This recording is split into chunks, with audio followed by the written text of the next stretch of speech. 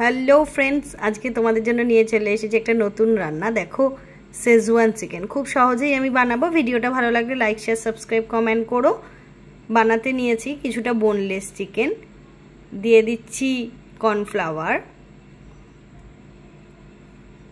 দিচ্ছি ভিনিগার। এটা একটু বেশি দিও, তাহলে মাংসটা সফট হবে। দিচ্ছি কিছুটা পরিমাণ সাদা তেল, ক্রিস্পি ভাব থাকবে। দিচ্ছি গার্লিক চিলি সস, এটা না পকোড়াগুলোর এটা ভালো আসে। দিচ্ছি গোলমরিচ গুঁড়ো আর দিচ্ছি একটা ডিম।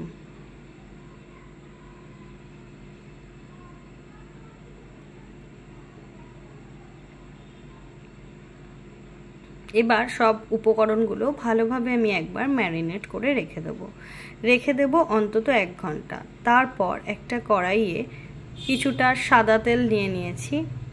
এরপর ম্যারিনেট করা মাংসগুলোকে এক একটা করে পকোড়ার মতন করে ভেজে নেব। এটাও কিন্তু তোমরা খেতে পারো, ভীষণ ভালো লাগে খেতে। একটু লাল লাল করে ভাজবে, তাহলে খেতে কিন্তু বেশ ভালো লাগবে। এভাবে আমি সব পকোড়াগুলোকে ভেজে নিয়েছি। তারপর এক জায়গায় কিছুটা কর্নফ্লাওয়ার নিয়ে একটু জল দিয়ে গুলে রাখছি। তারপর একটা বাটিতে সামান্য red chilli sauce, soya sauce, garlic sauce, green chilli sauce দিয়ে ভালোভাবে এটাতে আর একটু ভিনিগার দিয়ে মিশিয়ে রাখছি।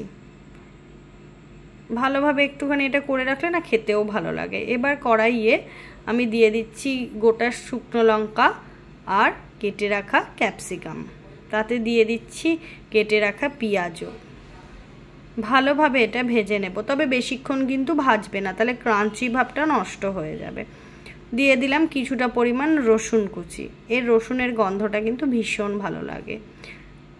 চিড়ে কাঁচা লঙ্কা দিয়ে দিয়েছি 4টে, তোমরা যে যতটা ঝাল খাবে ততটা দিও।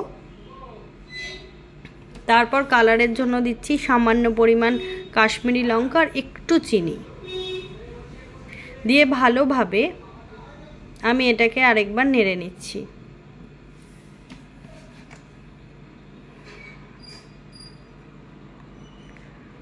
তারপর আমি দিয়ে দিচ্ছি যে সসটা করে রেখেছিলাম, সেটা দিয়ে দিচ্ছি। দিয়ে কিন্তু বেশিক্ষণ আর নাড়বে না, তাহলে ক্রাঞ্চি ভাবটা একদমই নষ্ট হয়ে যাবে। এবার দিয়ে দিচ্ছি শেজওয়ান চাটনি। এটা ছাড়া কিন্তু একদমই শেজওয়ান চিকেন হবে না। এটা একটু বেশি পরিমাণে দিলে একটু ঝাল ঝাল লাগে, বেশ ভালো লাগে। এবার আমি দিয়ে দিচ্ছি ভেজে রাখা পকোড়াগুলো, দিয়ে ভালোভাবে আমি এটা একটু নেড়ে নেব। তারপর দিয়ে দিচ্ছি কর্নফ্লাওয়ারের জলটা। এটাতে না থিকনেসটা একটু ভালো আসে, এটা তোমরা চাইলে স্কিপও করতে পারো। একদম তৈরি হয়ে গেছে আমার শেজওয়ান চিকেন।